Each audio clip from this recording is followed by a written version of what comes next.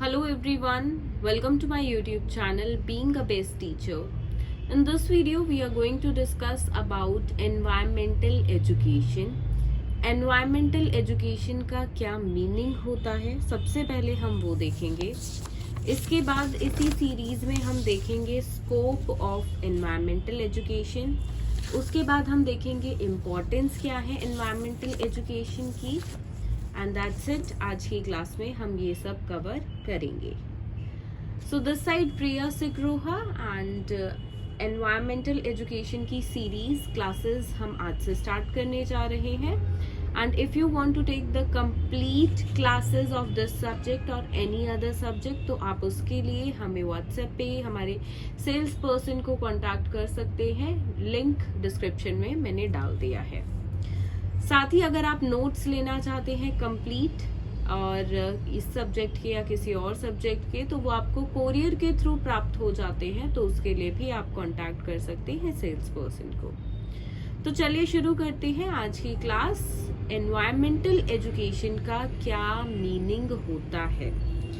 देखिए, environmental education जो है ये डेराइव्ड किया गया है एक फ्रेंच वर्ड से जो कि है एनवायरनर. ठीक है, ENVIRONER. ठीक है, जिस वर्ड से ये डराइव्ड है या कोई भी वर्ड देखिए, जिस भी कोई फ्रेंच वर्ड हो, लैटिन हो, ग्रीक हो, जिस भी वर्ड से डराइव्ड होता है तो अक्सर स्टूडेंट्स इसको गलत लिख देते हैं क्योंकि इनकी प्रोनाउंसिएशन थोड़ी सी अलग होती है, इनका लिखने का स्पेलिंग थोड़ी सी अलग होती है. तो मेक श्योर आप इसमें गलती ना करें. ठीक है, अधिकतर बच्चे कर देते हैं. तो एक फ्रेंच वर्ड से डराइव्ड है जो कि है एनवायरनर. ठीक है, जिसका मतलब होता है एनसर्कल और surrounding basically in which a person lives. ठीक है, मतलब आपके इर्द गिर्द का वातावरण, आपके इर्द गिर्द की जगह, जिसकी सराउंडिंग्स में जिस गोले ने आपको घेरा हुआ है. ठीक है, वही है एनवायरमेंट जो आपके इर्द गिर्द है, आपके चारों तरफ है. ठीक है, environment is a complex of many variables. ठीक है, इसमें बहुत सारी चीजें, ऐसा नहीं है सिर्फ एक ही चीज से एनवायरमेंट बना है या 2-3 से ही बना है. ऐसी बहुत सारी चीजें हैं. ठीक है, which surrounds man as well as the living organisms. ठीक है, जो कि सिर्फ ऐसा नहीं है ह्यूमन के आसपास ही है, ह्यूमन को ही एनसर्कल किया हुआ है. एनिमल्स भी हैं, प्लांट्स भी हैं. ठीक है, सभी लिविंग ऑर्गेनिजम्स के लिए वो है. ठीक है, सभी को जो है उसके एनसर्कल में है, किसके, एनवायरमेंट के. ठीक है, आगे बात करते हैं. Environmental education describes the inter relationship among organisms. ठीक है, अब देखिए एनवायरमेंटल एजुकेशन क्या है, मतलब एनवायरमेंट की एजुकेशन. ठीक है, जब आप पर्यावरण के बारे में पढ़ते हैं. ठीक है, इसमें हम क्या पढ़ते हैं, जो डिफरेंट लिविंग ऑर्गेनिजम्स हैं वो एक दूसरे से कैसे संबंध रखते हैं. ठीक है, कैसे एक दूसरे से उनकी इंटर रिलेशनशिप है, संबंध है. ठीक है, the environment and all factors which influence life on earth. ठीक है, जितनी भी अर्थ पे लाइफ है तो किस तरह से एनवायरमेंट उसको प्रभावित करती है, उस पे असर डालती है. जैसे कि एक छोटा सा एग्जाम्पल ले लेते हैं, जैसे कि इंसान है तो इंसान को देखिए एनवायरमेंट इंसान के लिए क्या क्या जरूरी है. बेसिक चीजें देखो आप, ऑक्सीजन जरूरी है. ठीक है, ऑक्सीजन कैसे मिलती है, प्लांट्स से मिलती है. तो हम इस तरीके से एक दूसरे लिविंग ऑर्गेनिज्म पे हमारा रिलेशनशिप है, उसके साथ इंटर रिलेशनशिप है, क्योंकि हम उस पर डिपेंडेंट है. और सिर्फ ऐसा नहीं है हम ही डिपेंडेंट है ऑक्सीजन के लिए प्लांट्स पे, प्लांट्स भी तो डिपेंडेंट है ना ह्यूमन बीइंग्स पे. किसके लिए, कार्बन डाइऑक्साइड के लिए. तो ये दोनों के बीच एक इंटर रिलेशनशिप है, आपसी संबंध है. सही बात. तो यही चीजें हैं और यही चीजें एनवायरमेंटल एजुकेशन में पढ़ी जाती हैं. ठीक है, ओके. तो इसके अंदर देखिए food chain, atmospheric conditions, water cycle etcetera, ये कुछ टॉपिक्स आते हैं और इसके अलावा और भी यहाँ पे सिर्फ 2-4 ही लिखे हुए हैं.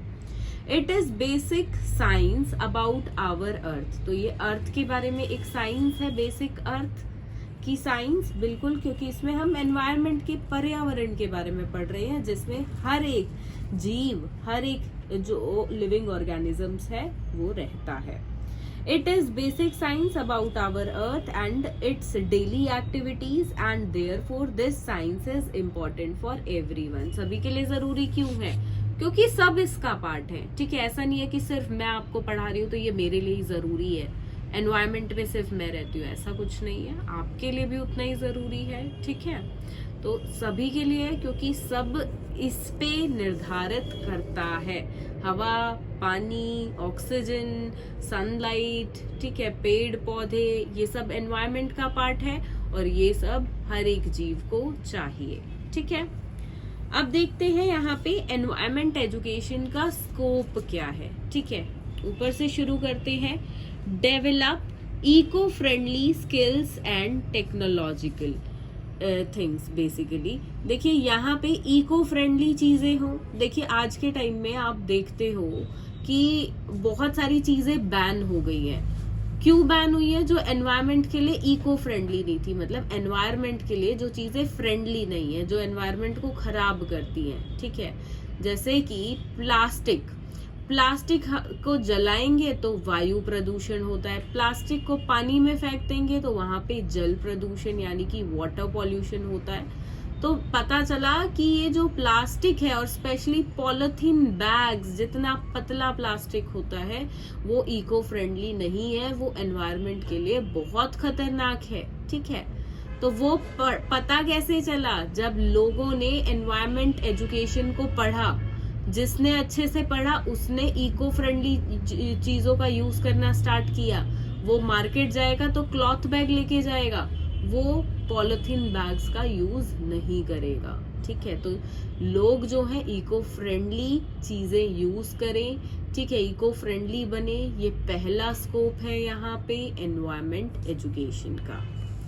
दूसरा है creates awareness among the people. अब देखिए लोगों में जागरूकता आती है कि ये काम एनवायरनमेंट के लिए अच्छा नहीं है, ये नहीं करना है, ये काम एनवायरनमेंट के लिए अच्छा है तो ये करना है। जैसे कि एक जागरूकता जो अभी कुछ सालों में देखने को मिली है कि भाई आपको अगर कहीं पे जाना है, ठीक है, 2-4 लोग हैं, वो सेम जगह पे ऑफिस में जाते हैं, सेम जगह या आसपास रहते हैं, तो वहां पे उनको शेयरिंग करनी चाहिए, या तो वो कार पूल कर सकते हैं या टर्न वाइज अपनी गाड़ियां ले जाएं। ये चीज दिल्ली में बड़े अच्छे से देखने को मिली। दिल्ली में कैसे देखने को मिली? दिल्ली में केजरीवाल सरकार ने वायु प्रदूषण को देखते हुए ऑड इवन लगाया, तो वहां पे ऑड इवन लगाया तो ऑड नंबर की गाड़ियां ऑड वाले दिन चलेंगी, इवन नंबर की गाड़ियां इवन वाले दिन चलेंगी। तो वहां पे लोगों ने क्या किया, ऑड वाला जो एक कर्मचारी था जो ऑफिस में, जिसको ऑड नंबर की गाड़ी थी, अब ऑड वाला देखिए पहले ऑड वाले से अपनी गाड़ी से जाता था, इवन वाला अपनी गाड़ी से जाता था, अब वो ऑल्टरनेटिव डेज पे एक दूसरे की कार में जाने लगे। तो क्या हुआ? पेट्रोल तो बचा, रिसोर्स बचा, और इससे क्या होगा? एनवायरनमेंट कम प्रदूषित होगी, कम पॉल्यूटेड होगी, ठीक है। तो यहाँ पे अवेयरनेस आई लोगों में कि ऐसे भी किया जा सकता है। फिर ऑड इवन तो हट गया, पर लोगों ने ये चीजें कंटिन्यू रखी एनवायरनमेंट के लिए भी, और साथ में उनके पैसे बच रहे थे, उनकी जेब ज्यादा ढीली नहीं हो रही थी, तो इसलिए भी, ठीक है। तो लोगों में जागरूकता आती है, ठीक है। इसलिए देखिए स्कूल में भी ये सब्जेक्ट पढ़ाया जाता है, राइट। अगला है provides knowledge about ecological system. कैसे इकोलॉजिकल सिस्टम वर्क करता है उसके बारे में पढ़ाया जाता है। जैसे कि फूड चेन वगैरह पढ़ाई जाती है कि भाई इस जानवर को इसने खाया, इस जानवर को इसने खाया, इसको इसने खाया, और ऐसे ये एक चेन बनती है, ठीक है। तो ये सब पता कैसे चलता है? ये सब नॉलेज आपको मिलती है जब आप एनवायरनमेंट के बारे में पढ़ते हैं। अगला है necessary information about diversity richness. अब देखिए कितने हमारे पास रिसोर्सेज हैं, कितनी हमारे पास यहाँ पे हमारी बायोसिटी में डाइवर्सनेस है, ठीक है। वो सब पता कैसे चलता है? वो सब जब पता चलेगा जब आप नेचर को पढ़ेंगे। वो कैसे पढ़ेंगे? वो पढ़ेंगे एनवायरनमेंट एजुकेशन में। अगला है यहाँ पे enable to understand the cause and consequences. यहाँ पे पता चलता है कि कोई चीज करनी है तो क्यों नहीं करनी है, और अगर हम उसे करते हैं तो उसका क्या दुष्परिणाम हो सकता है। जैसे कि यहाँ पे इंडिया के अंदर मेट्रोपॉलिटन सिटीज में, जैसे कि दिल्ली में स्पेशली, मैं दिल्ली का एग्जांपल दे रही हूँ क्योंकि हाईलाइटेड रही है इस मामले में। दिल्ली में क्या होता है, आसपास के जो इलाके हैं, आसपास के जो स्टेट हैं, हमेशा दिवाली के आसपास यहाँ पे क्या होता है कि वो लोग अपना जो फसल होती है, फसल के बाद अपने जो खेत होते हैं उनमें उनको साफ करने के लिए वहां पे आग वगैरह लगा देते हैं। तो उस कारण से बहुत सारा धुआं देखिए दिल्ली की तरफ आ जाता है, और दिल्ली के हालात इतने बिगड़ जाते हैं कि लॉकडाउन जैसी स्थिति हो जाती है कि बच्चों के स्कूल बंद करने पड़ते हैं, ऑफिसेज बंद करने पड़ते हैं, मार्केटें भी बंद करनी पड़ती है, और लोगों को मजबूरन सरकार को उनके घरों में रखना पड़ता है। ऐसी स्थिति हो जाती है हमेशा दिवाली के आसपास, यानी कि आप मान के चलिए नवंबर महीने की बात मैं कर रही हूँ। ऐसी स्थिति क्यों उत्पन्न होती है, क्योंकि प्रणाली को जलाया जाता है, ठीक है, फार्म्स वगैरह की क्लियरेंस के लिए बर्निंग का वहां पे यूज किया जाता है, फार्म बर्निंग टेक्निक का, तो इस वजह से होता है। तो यहाँ पे देखिए अब ये चीजें लाइक वहां पे लॉज आए, हरियाणा, पंजाब, इन सब में लॉज आए इन स्टेट्स में कि भाई अब ऐसे आपको नहीं करना है, क्योंकि यहाँ इससे आसपास का जो वातावरण है वो बहुत ज्यादा दूषित हो रहा है कि लोग बिल्कुल सांस नहीं ले पा रहे हैं, ठीक है। तो यहाँ पे फिर लोगों को पता चला कि ये चीज गलत है, तो इवेंचुअली देखिए अभी तक वो खत्म नहीं हुई है, पर हाँ वो कम हुई है। और लोगों को देखिए जिन्होंने इसको सफर किया है, स्पेशली दिल्ली जैसे शहर में, तो उनको समझ आया है कि हाँ भाई पॉल्यूशन कितना खतरनाक हो सकता है। इसी को देखते हुए लोगों ने एक काम तो जरूर करा कि दिवाली पे पटाखे फोड़ने बंद कर दिए। अब भी अगर मैं बात करूं तो दिल्ली पे जहाँ पे पहले जितनी संख्या में पटाखे फोड़े जाते थे, तो अब यहाँ पे केवल 10 या 20% पटाखे फोड़े जाते हैं, 80 या 90% कम हो चुके हैं। तो ये एक बहुत महत्वपूर्ण काम यहाँ पे सरकार द्वारा और लोगों के द्वारा, देखिए सरकार तो लागू करती है लेकिन पालन करने का काम नागरिक का होता है, तो ये दिल्ली के लोगों ने बखूबी किया। अगला है enable to evaluate alternative response to environment issues. देखिए यहाँ पे आप इवेल्युएट कर पाए कि ऑल्टरनेटिव रिस्पॉन्स क्या होंगे एनवायरमेंट इश्यूज के, कि भाई अब लोग यहाँ पे समझ पाए कि अगर अब हमने पटाखे भी जला दिए तो प्रणाली का प्रदूषण आ रहा है दिल्ली में, ऊपर से अगर आपने पटाखे भी जला दिए तो भाई बच्चे इतने बीमार पड़ जाएंगे, बूढ़े इतने बीमार पड़ जाएंगे कि लोगों को कैंसर होने लगेगा, अस्थमा होने लगेगा, ऑक्सीजन की जरूरत पड़ने लगेगी, अस्पताल भर जाएंगे, सांस नहीं आएगा बिल्कुल। तो ये चीजें पता चलेंगी, ठीक है। तो ये भी एक स्कोप है एनवायरमेंट एजुकेशन का। अगला है इनेबल एनवायरमेंटली लिटरेट सिटीजन। देखिए हम पढ़े लिखे लोग तो बिल्कुल हैं, लेकिन हम एनवायरनमेंट के बारे में नहीं पढ़ेंगे और सिर्फ देखिए साइंस का बच्चा फिजिक्स, केमिस्ट्री, बायो में रह जाएगा, कॉमर्स का बच्चा बिजनेस, इकोनॉमिक्स में ही रह जाएगा, और आर्ट्स का बच्चा यहाँ पे देखिए सोशियोलॉजी में, सोसाइटी के ज्ञान में बेसिकली रह जाएगा, या पॉलिटिक्स के हिस्ट्री में। पर एनवायरनमेंट की एजुकेशन तो किसी को नहीं मिली। एनवायरनमेंट की एजुकेशन तीनों हिस्सों में अच्छे से डालने की जरूरत है, ताकि हर एक सिटीजन उस पढ़ाई के साथ साथ, उस लिटरेसी के साथ साथ उसको पता चले कि एनवायरनमेंट की लिटरेसी क्या है, मतलब इसके प्रति भी जागरूक बने, यहाँ पे भी पढ़ा लिखा बने, ठीक है। अगला है exposes problems of over population, health, hygiene etcetera. देखिए यहाँ पे कुछ प्रॉब्लम्स हैं जो कि हम फेस कर रहे हैं। एक है सबसे बड़ी कि ओवर पॉपुलेशन है, बहुत अधिक पॉपुलेशन है इंडिया की। अगर यहाँ पे हम देखें, इतना बड़ा देश नहीं है जितनी ज्यादा पॉपुलेशन है, हमसे भी बड़े बड़े देश हैं, पर वहाँ की पॉपुलेशन हमारे देश से कम है। तो यहाँ पे ऐसी स्थिति में ओवर पॉपुलेशन, ऐसे मतलब पॉपुलेशन जैसे अभी बढ़ रही है ऐसे ही बढ़ती रही तो बहुत आगे जाके दिक्कत हो जाएगी, सही बात। तो एनवायरनमेंट एजुकेशन की पढ़ाई होती है तो लोगों को ये सब भी पता चलता है, और इसके लिए भी आने वाली पीढ़ी कार्य करती है।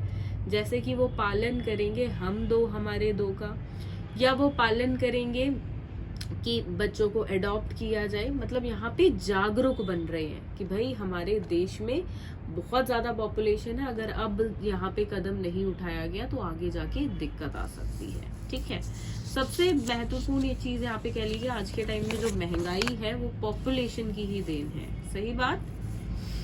ठीक है, तो यहाँ पे देखिए जो पॉइंट्स मैंने अभी आपको समझाए हैं उन्हीं को मैंने इलेबोरेट करके लिखा है। आप यहाँ से इनको नोट डाउन कर सकते हैं सभी पॉइंट्स को। मैंने आपको फ्लो चार्ट में ही इजी तरीके से एग्जाम्पल के साथ आपको ये समझाने की कोशिश की है। और मैं यहाँ पे देखिए अपने स्टूडेंट से हमेशा एक ही चीज रिक्वेस्ट करती हूँ कि रटा रटाया आंसर कभी भी ना लिखें। यहाँ से देख लिया और रट लिया और आपने एग्जाम में लिखने की कोशिश की, ये गलत तरीका है। आप चीजें समझिए, मेरे लेक्चर्स को अच्छे से देखिए और फिर उसको समझने के बाद अपनी भाषा में, चाहे आप इंग्लिश में लिख रहे हो या हिंदी में, अपनी भाषा में आप सरल तरीके से लिख दीजिए पेपर में। 8 पॉइंट टोटल हमने किए हैं स्कोप के अंदर। ठीक है, आगे करेंगे अब इम्पोर्टेंस करते हैं अगले लेक्चर में। आज के लेक्चर को यहीं तक लिमिटेड रखते हैं। ठीक है, तो इम्पोर्टेंस के लिए बने रहें, कल की क्लास में ये हम जरूर करेंगे। एंड एनवायरमेंटल एजुकेशन की प्लेलिस्ट का लिंक मैं आपको डिस्क्रिप्शन में दे रही हूँ, वहां से आप इसको डाउनलोड कर सकते हैं। ठीक है, और कैसी लगी आपको आज की क्लास कमेंट बॉक्स में लिखकर जरूर बताएं। किसी टॉपिक पे अगर आप चाहते हैं आपको लेक्चर प्रोवाइड कराया जाए being a best teacher channel पे, तो आप कमेंट बॉक्स में मुझे वो टॉपिक सजेस्ट कर सकते हैं। इस वीडियो के लिए सिर्फ इतना ही, मिलते हैं अगली वीडियो में। धन्यवाद।